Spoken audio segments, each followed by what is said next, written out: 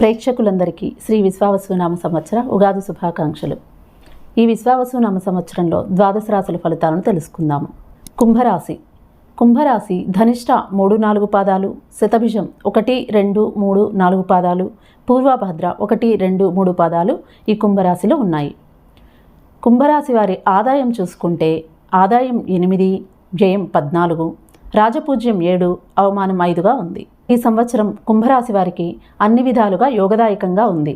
ఈ రాశివారు చేస్తున్నటువంటి కృషికి ఫలితం తప్పక లభిస్తుంది. బంధువుల్లో ఆధిక్యత ఉంటుంది. కుటుంబ సభ్యులతో ప్రయాణాలు చేస్తారు. దైవ సంబంధమైన కార్యక్రమంలో పాల్గొని మానసిక ప్రశాంతతను పొందుతారు. చాలా కాలంగా ఉన్న కోర్టు వ్యవహారాలు చక్కబడతాయి. కుంభరాశి స్త్రీ పురుషులిద్దరికీ గురుబలం వలన పనులన్నీ సక్రమంగా నెరవేరుతాయి.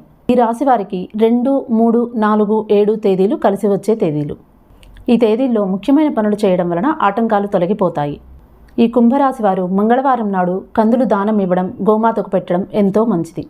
క్యాటరింగ్, భోజనానికి సంబంధించిన వ్యాపారం చేసేవాళ్ళు, రైతులు, వైద్య, రసాయన రంగం వారికి లాభదాయకంగా ఉంటుంది.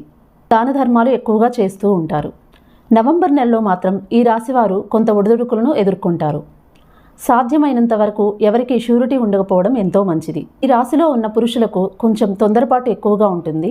ఈ తొందరపాటు వలన కొంత నష్టపోయే అవకాశం కూడా ఉంది. కాబట్టి ఆలోచించి ముందడుగు వేయాలి. కొత్త స్నేహితుల సహకారం లభించినప్పటికీ కూడా కొందరి వలన ఇబ్బందులు పాలయ్యే అవకాశం ఎక్కువగా కనిపిస్తూ ఉంది. జాగ్రత్త పడాలి. ఏది ఏమైనా లలితా సహస్రనామం, శివ సహస్రనామం పఠించడం వలన ఆటంకాలు తొలగిపోయి హాయిగా ఉండవచ్చు.